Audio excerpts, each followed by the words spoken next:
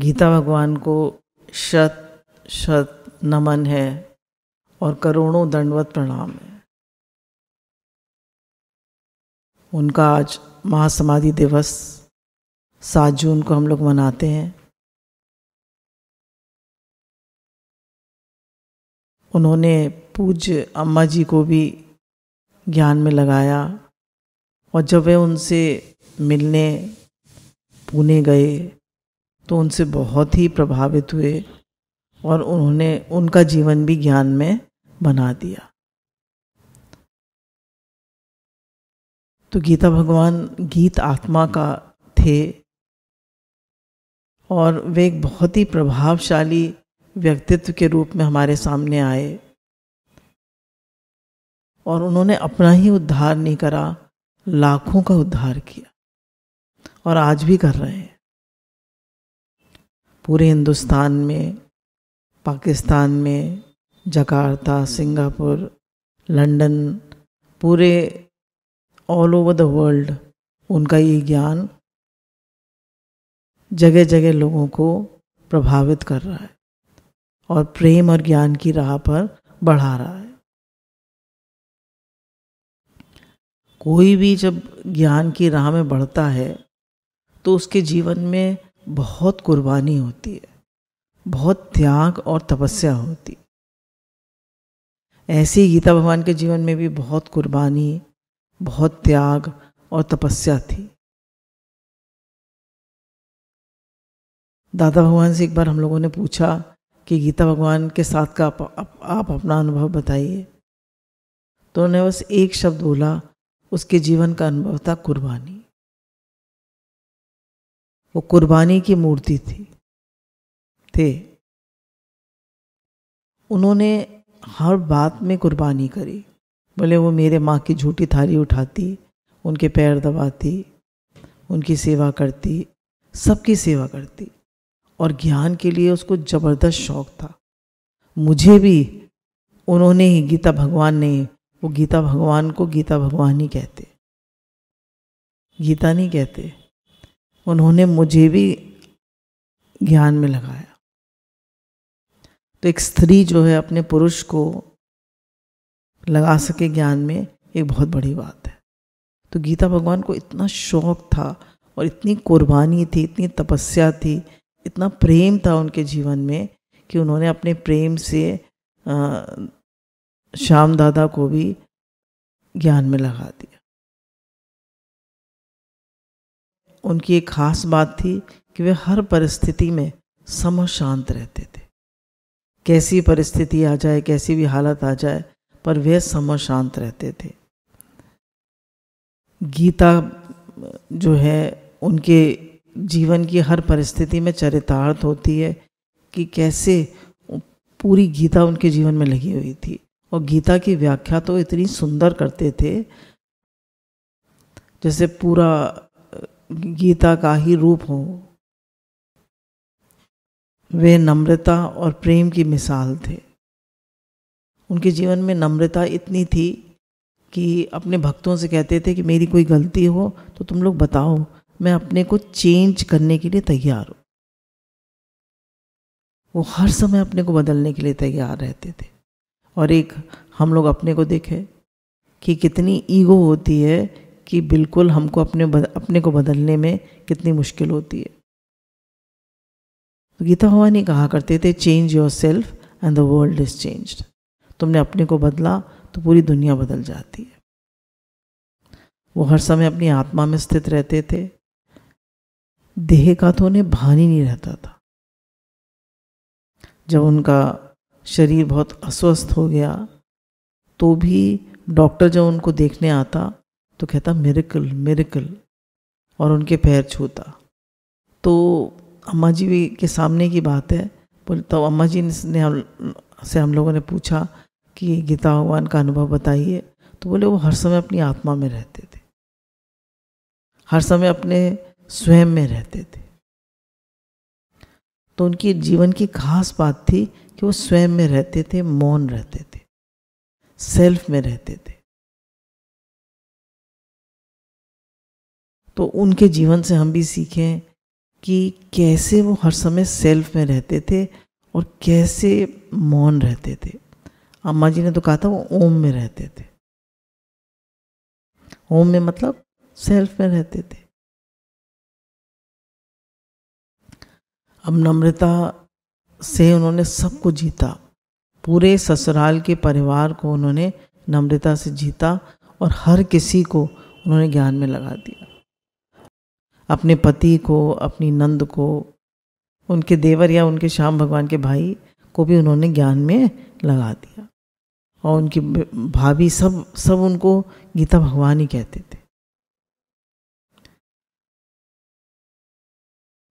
वो इतने ज़्यादा नम्रता थी उनके अंदर, वो कहते थे, सब सत्संगियों से कहते थे कि अपने को नायलॉन के मोजे की तरह बना लो, हर जगह हर सिचुएशन में फिट हो जाओ, और अपने को फोल्डिंग फर्नीचर की तरह बना लो, हर जगह फिट हो जाओ।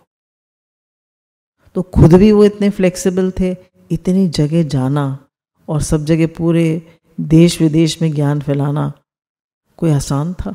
कितनी कुर्बानी देनी पड़ती है, कितना एडजस्ट करना पड़ता है, कितना अपने मन को मोड़ना पड़ता है, और कितना उन्होंने अपना परिवार तो बनाया ही नहीं। श्याम दादा बहुत कहा करते थे कि भाई सब लोग कहते हैं 1-2 बच्चे तो होने चाहिए, तो कहते थे कि इतने तुम्हारे बच्चे होंगे सब तुम्हें डैडी कहेंगे, तुम्हें इतने बच्चे दूंगी। तो बोले हमें ये परिवार नहीं बनाना है, हमें 2x2 की फैमिली नहीं बनाना, हमें सत्संग का परिवार बनाना। तो उन्होंने हमारे लिए कुर्बानी करी। उन्होंने 2x2 की फैमिली नहीं बनाई, उन्होंने पूरी वासुदेव कुटुंबकम बनाया। उन्होंने पूरे विश्व को अपना परिवार बनाया, हम सबको अपना परिवार बनाया, सत्संग की फैमिली बनाई उन्होंने। तो उनका इतना प्रेम था, इतना प्रेम था, और इतनी उनके अंदर प्रेम और नम्रता थी कि जो उनको एक बार देखता वो उनकी ओर आकर्षित हो जाता। वे प्रेम और नम्रता की मिसाल थे।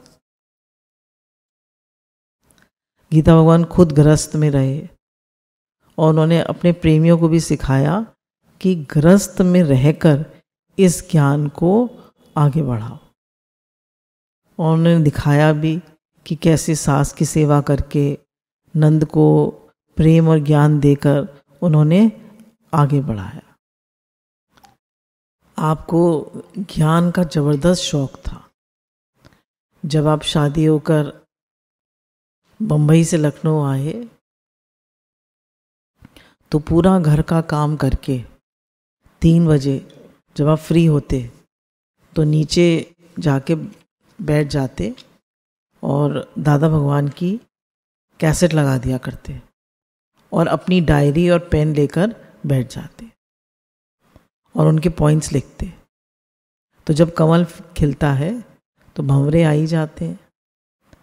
तो गीता भगवान जब बैठे तो लोग सुनते थे कि पास कुछ सत्संग बचता है। तो धीरे धीरे आस पड़ोस के लोग आने लगे। और मीरा भगवान तब कॉलेज में पढ़ते थे, तो वो अपनी दोस्तों को लाने लगे कि मेरी भाभी जो है बहुत अच्छी अच्छी बातें बताती है, तुम लोग चलो। तो प्रमला भगवान और ये जितने भी यंग लोग थे लखनऊ के, सब उनके सत्संग में अपनी भाभी से मिलवाने उनको, यानी गीता भगवान से मिलवाने सबको लाने लगे। तो उन्हें कोई बना बनाया सत्संग नहीं मिला, उन्होंने खुद मेहनत करके और ससुराल में सत्संग बनाया, जो कि बहुत मुश्किल था। एक बार उनकी सास ने कहा कि उन्होंने कहा कि मुझे सत्संग के लिए बाहर जाना है, और सब लोग शिकायत भी करते कि तुम्हारी बहू तो सत्संग करती है, घर का काम कब करती है। तो वो कहते कि घर का काम करके जाती है। तो उन्होंने कहा कि मुझे आज जाना है माँ जी। तो उन्होंने उनको कहा नहीं पापड़ बनाने बहुत सारे, और मेरे ये 4 वो ड्रेस सिलनी है। तो उन्होंने उनको, सास ने उनको काम दे दिया। गीता भगवान ने फटाफट प्रेमियों के साथ मिलके पापड़ बनाए और उनकी ड्रेस काटी और फटाफट सिल के और दे दी, और कहा आप जाओ माँ जी, अब कैसे रोकती हो।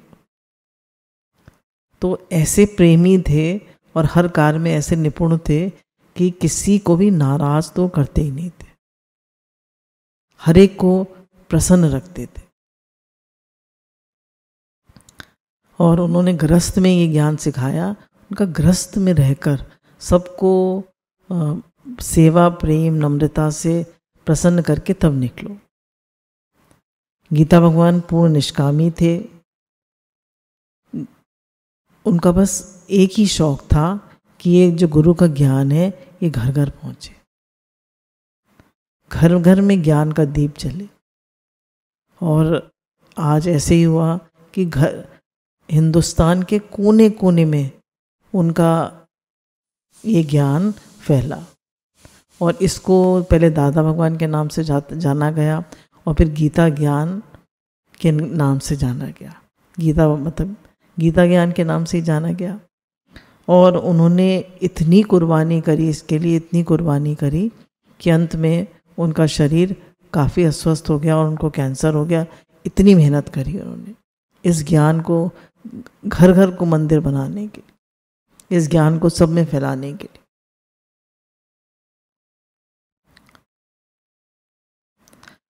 प्रेम उनकी रग रग में दौड़ता था। उन्होंने प्रेम से हर दिल को जीता और हर किसी को प्रेम से अपना बना लिया। लखनऊ में तो इतना सत्संग हो रहा है आज भी, और सब गीता भगवान का शुरू किया हुआ है। जो उसका मतलब जो कुर्बानी का पुल बने वो बने। और गीता भगवान ने हमको पक्का कराया कि God is love and love is God. अगर आपके अंदर प्रेम आ गया तो आपके अंदर परमात्मा आ गए।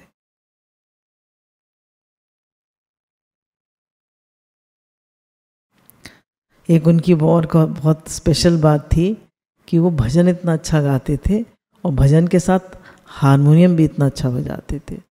दादा भगवान ने एक बार अपने अनुभव में बताया कि जितना सुंदर हारमोनियम गीता भगवान बजाते थे, उन्होंने किसी से सीखा नहीं। ये उनके लिए गॉड गिफ्ट थी,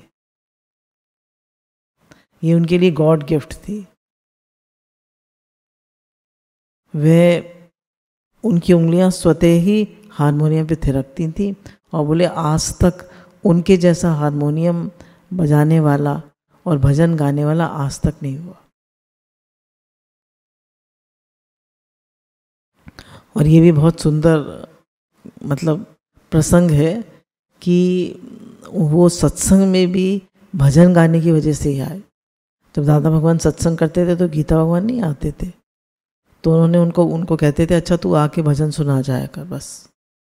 तो भजन गाने लगे, तो भजन की वजह से ही धीरे धीरे फिर कहते थोड़ा बैठो सत्संग सुनो। तो धीरे धीरे भजन के उससे ही माध्यम से वो सत्संग में भी आ गए। और जब उनकी शादी हुई तो भी उन्होंने एक दूसरे को, गीता भगवान ने और श्याम दादा जी ने एक दूसरे को कैसे पसंद किया, भजन गा के। उन्होंने एक भजन गाया, एक भजन उन्होंने गाया। तो भजन जो था वो इतना सुंदर गाते थे कि सबकी आंखें नम हो जाती थी। उनके भजन जो है आज भी उनमें इतना दर्द है, इतना प्रेम है, और वो अपने प्रेम से हर एक किसी को प्रभावित कर लेते थे।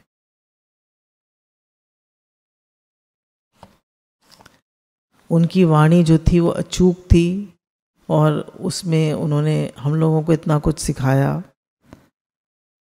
कुछ उनके पॉइंट्स हैं। इच्छा मात्रम अविद्या। वो कहते थे थोड़ी भी इच्छा करोगे तो तुम्हें दुख देगी। Wants makes us beggars. इच्छा हमें दुख देती है। थोड़ी भी मन में इच्छा आई, आप देखिए दुख आ जाता है। और कोई इच्छा नहीं है। Man minus desire is equal to God. कोई इच्छा नहीं है तो आप भगवत स्वरूप है। और थोड़ी भी इच्छा आ गई मन में तो देखिए आप कैसे भीख मांगते हैं, प्रेम की, सुख की, पैसे की, हर चीज़ की भीख मांगता है। और नहीं तो मान की इच्छा होती है, कितनी इच्छाएं होती हैं। पर गीता भगवान कहा करते थे भगवान जहाँ तहाँ है, हर चीज़ भगवान। Everything is God and everywhere is God. Vasudev सर्वम, वासुदेव सर्वमिति। कहते सब जगह भगवान है, सत असत सब भगवान है, जड़ चेतन सब भगवान है। तो अपनी दृष्टि तो बनाओ, अपना भाव तो बनाओ, है ही भगवान, है ही भगवान, है ही भगवान। तो अगर ऐसी हम दृष्टि बना लें कि है ही भगवान, तो भगवान ने जैसे गीता में कहा कि जो महात्मा ऐसा देखता है कि सब कुछ वासुदेव है, वो उसके अंतिम जन्म में देखता है। जब जन्मों के जन्मों का भी अंत हो जाता है तो कोई विरला महापुरुष ऐसा देखता है सब कुछ वासुदेव है। तो अब हम भी आज ऐसा भाव बनाएं कि है ही भगवान। फिर गीता भगवान कहा करते थे ख्याल करना तुम्हारा धर्म नहीं है, thinking is not your real nature. जब भी हम ख्याल करते हैं, ख्याल करते मतलब सोचते हैं, जब हमारे मन में विचार आते हैं तो वो हमारी एनर्जी को ले जाते हैं। और जितना हम निर्विचार रहते हैं, निर्विकल्प रहते हैं, आत्मा में रहते हैं, स्वयं में रहते हैं, उतनी हमारे अंदर एनर्जी रहती है और प्रेम भी रहता है। तो संकल्प विकल्प करके हम भगवान से दूर हो जाते हैं। तो कहते थे ख्याल करना तुम्हारा स्वभाव नहीं है, तुम्हारी नेचर नहीं है। फिर गीता भगवान कहा करते थे अशोक रहना तुम्हारा धर्म है। अशोक रहना मतलब बिल्कुल दुखी ना होना और किसी को दुख न देना। तो अशोक मतलब कि न तो खुद दुखी हो और न किसी को दुखी करो। तो शोक हमारे जीवन में है ही नहीं। हम अपने ख्याल से ही दुखी होते हैं, अपने मन से ही दुखी होते हैं। दूसरा मुझे दुख दे रहा है, ये सबसे बड़ा अज्ञान है। हमने अपनी खुशी का बटन दूसरों के हाथ में दे रखा है, भैया आओ मुझे दुखी कर दो। अगर हम दुखी ना होना चाहें तो कौन मुझे दुखी कर सकता है? गीता भगवान कहते थे अगर तुम्हारा ख्याल तुम्हें दुखी ना करे तो दुनिया में कौन तुम्हें दुखी कर सकता है? तो कोई तुम्हें दुखी नहीं कर सकता। तुम्हारा स्वभाव है, आत्मा का स्वभाव है अशोक रहना। तो दुख भगवान ने नहीं बनाया, परिस्थिति भी आती है तो परिस्थिति आती है, दुखी सुखी हम स्वयं होते हैं। तो दुख सुख का कारण हमारा अपना क्रिएट करा हुआ है। पूर्ण गुरु की निशानियां हैं निरिच्छा निरहंकार रहना। तो गीता भगवान तो पूर्ण गुरु के वो थे फुल एग्जाम्पल, टोटल निरिच्छा और टोटल निरहंकार और निष्कामी। तो जो निरहंकार निष्कामी निरिच्छा होगा वही पूर्ण गुरु हो सकता है। तो गीता भगवान में तीनों बातें चरितार्थ होती हैं और हम लोग भी गुरु के एग्जाम्पल से अपने जीवन में सब बातें लगाएं। फिर गीता भगवान कहा करते थे सबको एक सा प्यार करो, लव ऑल अलाइक। देख देख के प्यार मत करो, सूंघ सूंघ के प्यार मत करो, ऐसे प्यार करो एक ही भगवान, एक ही परमात्मा है, सब परमात्मा का रूप है। ये मुझे प्रिय है या प्रिय है, ये मेरा स्पेशल है, no likes and no dislikes, सब भगवान है। एक भगवान देखकर सबको प्यार करो।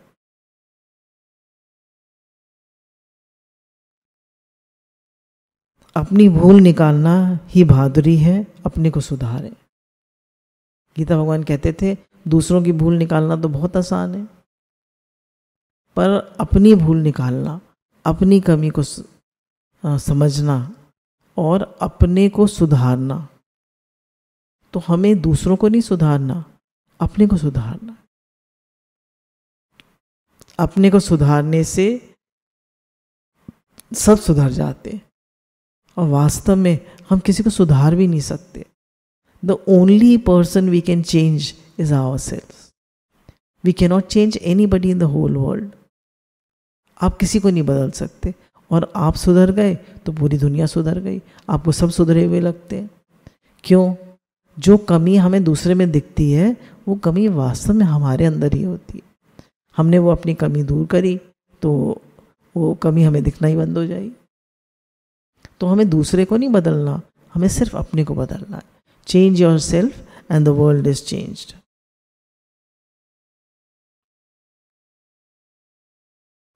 गीता भगवान का ये मंत्र था, दुख ही दुख है सुख लेने में, और सच्चा सुख है सुख देने में। वो करते थे दुख ही दुख है सुख लेने में। तो जब भी हम सुख लेने का भाव रखते हैं तो हम दुखी होते हैं, और सुख ही सुख है सुख देने में। तो हम सुख लेना चाहते हैं या देना चाहते हैं। तो गीता भगवान ने पूरे जीवन में अपने दिखाया कि उन्होंने सुख लिया नहीं, सबको सुख दिया, सबको ज्ञान दिया, प्रेम दिया, निष्कामता सिखाई, ज्ञान दिया। उन्होंने दिया किसी से कुछ नहीं, उन्होंने तो सिर्फ कुर्बानी करी। तो हम भी अपने जीवन में सीखें कि सुख ही सुख है सुख देने में। सुख लेने का भाव ना रखें, देने का भाव रखें। मुझे मान दो, मुझे प्रेम दो, कोई नहीं देगा। तुम दो मान सबको, तुम प्रेम दो, तुम सबको ज्ञान दो, तुम सबको मुस्कुराहट दो, तो सब तुमको लौट के अपने आप वापस मिलेगा। ये लाइफ जो है ये इको है, जो दोगे वो लौटकर वापस मिलेगा। बाहरमुखी सदा दुखी, अंतर्मुखी सदा सुखी। जब हम बाहरमुखी होते हैं, दूसरा करके देखते हैं, दादा भगवान की भी पॉइंट है, अदर इज हेल। दूसरा देखते हैं, दूसरे के कर्म स्वभाव देखते हैं, तो उससे हमारे मन में बहुत ख्याल और विचार आते हैं और राग द्वेष होता है। तो कहा कि बाहरमुखी सदा दुखी और अंतर्मुखी सदा सुखी। जब हम स्वयं अपनी आत्मा में रहते हैं, परमात्मा में रहते हैं, अपने सेल्फ में रहते हैं, भगवत भाव में रहते हैं, तो हम सुखी रहते हैं। तो किसी के कर्म स्वभाव ना देखें, सबको भगवान करके देखें, तो ये अंतर्मुखता है। तो अंतर्मुखता में सुखी सुख है और बाहरमुखता में दुखी दुख है। संसार में हर कोई दुखी लगा पड़ा है। कबीरदास जी ने कहा, कोटे चढ़कर वेखिया, घर घर लागी आग, बिना आग जल रहा था संसार, सदके जावा सदगुरु के, नहीं तो मैं भी जल जाता। तो क्यों उन्होंने कहा? क्योंकि हर कोई बाहरमुखी है, हर कोई दूसरे को देख रहा है कि दूसरा सुधरे, दूसरा ठीक हो। अपने को तो कोई देख ही नहीं रहा। मुझे सुधरना है, मुझे बदलना है, मुझे अपने कर्म स्वभाव सुधारने। Reformers wanted of themselves not of others. हमें दूसरे को चेंज नहीं करना, हमें सिर्फ अपने को बदलना। फिर उनकी पॉइंट है, सदगुरु को पाने के लिए शीश देना पड़ता है। अगर हमें सदगुरु चाहिए तो अपनी अहंकार का शीश देना पड़ता है। एक शीश दिए गुरु मिले तो गल है आसान, और 1000 शीश दिए हरि मिले तो भी सस्ता जान। तो एक शीश तो क्या, 1000 शीश भी अगर हम दे दें और हमें सच्चे गुरु मिल जाए, जैसे अम्मा जी को मिले, जैसे हमको मिले, तो भी उसको सस्ता जाने।